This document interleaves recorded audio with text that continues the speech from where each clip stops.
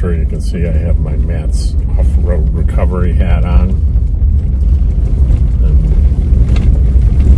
driving through the desert at the moment with Dottie by my side as usual. Went to see a friend of mine that's camping in the real boondocks. She's far away from everything. And last I heard, surrounded by coyotes. They're definitely plentiful out here. One of the sort of etiquette things that you have to do is when you drive, and you drive more than about 5 miles per hour, what happens is the dust gets thrown up big time. And it's very rude to do that in front of where people are camping. So as long as there's nobody around, you can go up to the speed limit. I think it's 15 miles an hour. And you're blowing a big cloud, but you see a camp coming up, and you slow down. And you look in your back, make sure you're not kicking up any dust. You creep by their camp, and then you can speed up again until you get to another camp. And that's not a like Bureau of Land Management regulation. It is common courtesy and etiquette that many people don't know when they come out here. And if you didn't know, now you know. If you think about it, if you're camping in the desert, enjoying the beauty of it, and a big old truck comes by and you get a big dust cloud envelops your camp, that's not very much fun. So we try to be mindful of each other. So I've been trying to think of what kind of content would be appreciated for my channel, because you know, through happenstance I've come within reasonable distance of having enough volume on my channel to become monetized. Now, being monetized doesn't mean I'm going to make a lot of money, but I think it would be a neat thing, you know, if you can make a $200 or $300, $400 in a year doing something that I really enjoy doing, like making these little videos. I don't put a lot of effort into them in terms of editing and preparing and doing special effects. I'm just not interested in doing that, although I do know how to do it. I had a little video business for a while years ago. And here's a really odd thing, is that I hardly have any subscribers. It's like 500 something, and you know, the well-known people, especially in the RV community, have in the hundreds of thousands of subscribers. But what's interesting is I think I've had a channel far longer than any of them. And I can't remember exactly why I did it, but I did start a channel and sign up for YouTube in like August of 2007. So that's 15 years ago. And I'm pretty sure, I'd have to check it, but I'm pretty sure that's the year that YouTube started. So I've got an old channel. Now, there's not 15-year-old content on the channel, so I wasn't making content until about 10 years ago, 9 or 10 years ago.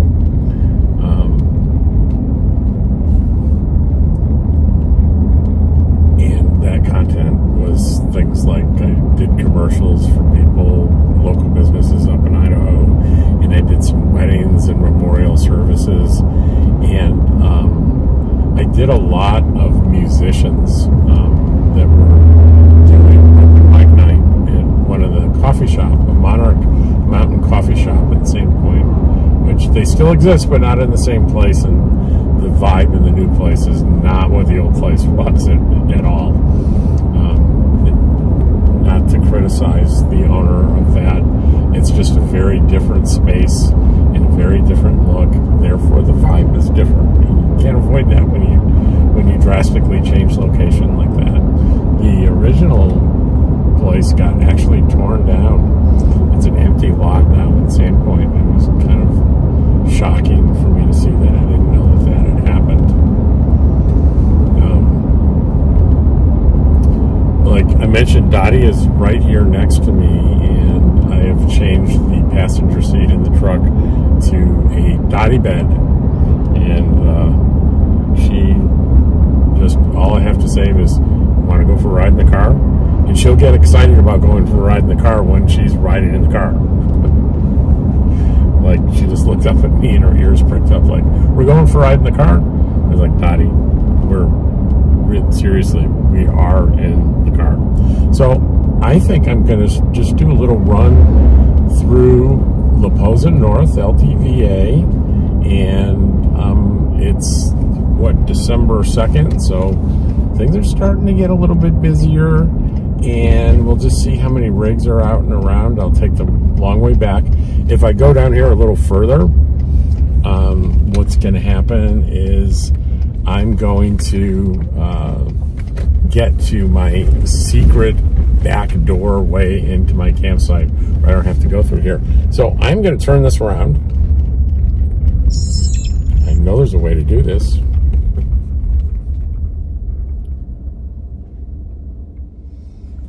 There we go. We turned it around and you're no longer looking at my face. You're looking at what I'm looking at. And that is the entry to La Posa South. And so this is the main drag. This is now I'm going to say this is the paved road, but I use the term paved road in its loosest possible sense. You certainly don't want to go over that 15-mile-per-hour speed limit or you'd be bounced all over the place. I don't think this pavement has seen a pavement repair in probably a decade. So there's potholes, there's lots of bumps and stuff. But here, the first place of interest is going to be on the right here. And it looks like a little tank here on the right next to the brown sign. We're passing it right now. That is, they call that the Blue Boy dump station. That's if you have one of those black tank sewage containers on wheels that I think they allow 36 gallons or less. And you can either pull that on your, attach it to your hitch and pull it, which to me is a great idea in a campground with smooth asphalt. I think it's a horrible idea to pull it across the desert unless you've, put aftermarket wheels on there that are super sturdy. So I don't pull mine by the wheels. I put mine in the bed of the pickup truck, and I have like a sewage pump. It's called a macerator pump, and that pumps my waste up into the pickup truck from the trailer, and I drive over there and I dump it. It's really easy. Once you get the hang of how to do it, it's really easy. The other thing, you'll see rigs park on either side here. This is, a lot of people want to be on the main drag. They want easy in, easy out to get into town. These are probably people that frequently go into town. The other thing, you see a vault toilet up here on the right. And there is a rule, if you don't have a self-contained unit, meaning you don't have a black tank in your own toilet, you must park within 500 camp,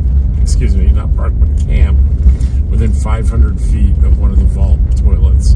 And I think there's somewhere, if I remember correctly, there are about 10 of them in La Posa South here. So you have there's lots of options. Another thing you might notice here up on the left, and I don't know how well you'll be able to see it on the screen because this is a fairly wide angle, but there's a guy here. He was here last year, and I'm betting he's here every year. See all the stones on the left he has surrounding his camp just to sort of mark his territory. And you may not be able to tell from the video, but those aren't stones. Those are boulders. They're huge. I don't think I could move any one of the ones I see them by myself under my own power, so I don't know how we got them there. I'm going to bet that marking off territory like that on BLM land is technically not according to the rules, but they don't seem to enforce that because you see various versions of that all over LTVAs in the area. People move smaller rocks generally. And well, to the left here, I'm going to drive through. We have the dumpsters. So you pay a fee to camp here, one of the benefits of paying the fee is you have access to these giant dumpsters, and you drive your car up here, and you can dispose of your garbage. Which, if you don't camp in a place that has dumpsters, your only really legal option is to go to the Quartzsite, or I think it's actually La Paz County recycling, or I'm not sure what they call it, but it's the town dump, and that's free. You see right here, I'm driving up. It's probably hard to tell in the video, but these are fresh water spigots for drinking water, and I can tell you that I do use this water. I don't drink it, but it is tested regularly. It's potable water, and many people tell me it's just fine to drink. And the reason I don't drink it is I'm a little spoiled. Those of you that know me will be shocked to hear this.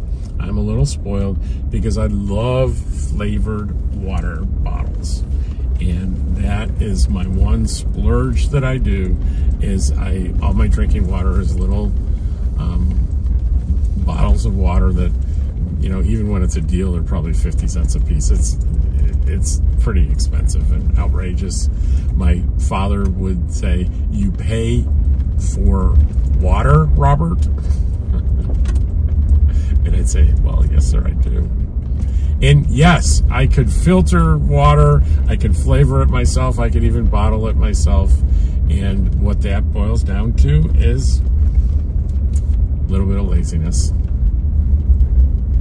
So what can I say? So you might notice the quote pavement is gone. So we're getting more to the outskirts. And up here on the right is a little area called the Lit Cactus. And the Lit Cactus was actually created last year by this guy that pulled up here in this area to camp. And he noticed one of these really big, tall cactus plants. And he used an LED to light it up. And he had a campfire, and it attracted people. You see that orange stack of rocks? That marks the Lit Cactus. And if you didn't, there isn't really anything to look for during the day other than, I just happen to know, if you look to the left down there, I know what his rig looks like. And the Lit Cactus events are right by his rig. There's a set of cacti there that he lights up. And it got to be kind of a big deal. He listed it on Google, and the Google hits on it took off. And they would have, I think it started with Friday nights. And today's Friday. I may go there tonight. Who knows? Friday nights, people would gather, and it was like an open mic, and people would do music, and people would do comedy, and just people came from all over to the Lit Cactus. And he started a Facebook group, which has grown. It's the Lit Cactus on Facebook. You can find it, anybody can join it, and it's kind of a fun thing. And I think to the left here, going straight out there, is, they call it the Magic Circle. And would you like to know what the Magic Circle is about? Well, the Magic Circle is the nudist camping area, and I have yet to venture out there. But it's an area where it's acceptable to be clothing optional. And so I've doubled back, and I'm heading back the way I came, but I'm running parallel to that main road, and I'm a couple of washes over from the road. And you say, what do you mean washes, Rob? Well, there's these little mini ravines that are kind of barriers to most vehicles driving over, that when the monsoons come and the water comes down from the mountains, they wash into these ravines, and that's where the water goes. Now, there are places where you can safely drive a vehicle across a wash, but maybe not a big rig or towing a trailer. So you have to find spots where you can get across the wash safely with whatever it is that you're driving. So to get to my place, I'm actually right near the entrance. I'm, within spitting distance of the entrance, but I have to come back with my rig. I've got to come back maybe a mile and to find a place where I can cross a couple of washes to get down here where I am now, where it's flat enough for me to pull my trailer. But, I only got to do that once. When I get here, and the rest of the time, I'm in my pickup truck, and I can cross in a lot of different places. And I mentioned right behind my campsite is a little sort of secret back door road that goes out to 95, which is the main highway to go into town. It's very convenient. But you can see more and more rigs out here. It's slowly growing every day. By January, you won't even recognize this drive because there'll be so many rigs around. Yet, still, this place is big enough. So, you definitely can find a isolated place.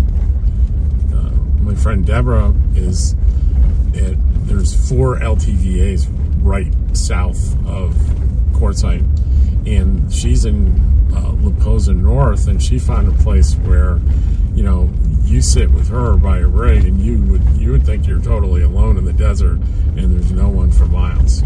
She recharges her batteries by her psychological batteries by getting out alone, solitude in nature.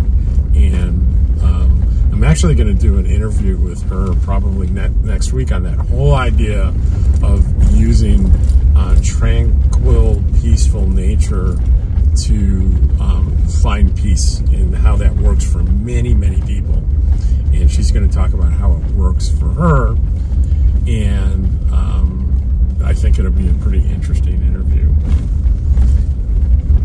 Now, you can see, hey, he's driving on roads, but are these roads marked? No. Do they have names? No. You just kind of got to know where you're going. And if you do it often enough, you'll be able to find your way home.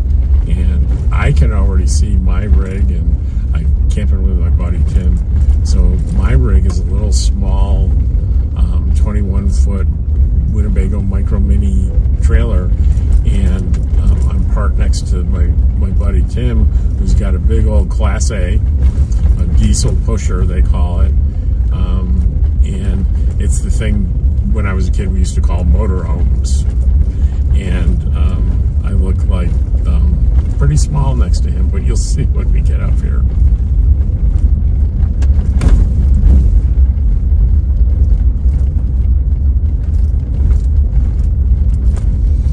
And you notice, you might notice when I pull up here and go, oh, Tim has an American flag and a Trump flag. Rob, does that mean you support Donald Trump and all the political stuff? And I tell you, I'm not going to tell you who I support, because one of the great things about out here is people with vast differences. People that love Joe Biden and people that hate him camp together, and there's a peaceful coexistence. People are out here in this lifestyle are very accepting of others' points of view. And let's say Tim and I have very different views. And so we don't spend a lot of time talking about the things we obviously don't disagree on, and we talk about things that we do agree on, which are plentiful, believe me. But I think it gives me encouragement that the divide in this country it's not as bad as it might look. It really isn't. There are wonderful people that believe very different things from me. Anyway, that's my little road tour. I hope you enjoyed it. Dottie and I are home. Right, Dottie? Let's check on her. Are you ready to go inside, Dottie? Or do you want to stay and go for another ride? She's just kind of staring at me. Everybody take care. Say goodbye, Dottie.